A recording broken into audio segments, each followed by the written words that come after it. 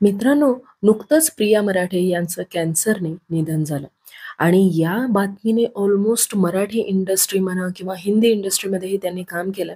त्यामुळे सगळे शॉकमध्ये आहेत. तर नुकताच हिचा मृणाल दुसानीचा एक इंटरव्ह्यू झाला लोकमतसोबत. तेव्हा तिनेही तेच सांगितलं, की प्रिया आम्हाला भेटूच देत नव्हती.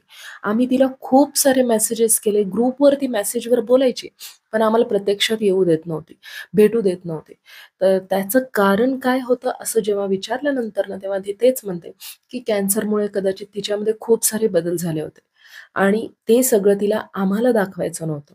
तिला कुठं ना कुठं ते सगळं खूप वाईट फेजमधून जात होती आणि ते आम्हाला तिला दाखवायचं नव्हतं आणि म्हणून आम्ही पण तिला कधी फोर्स केलं नाही.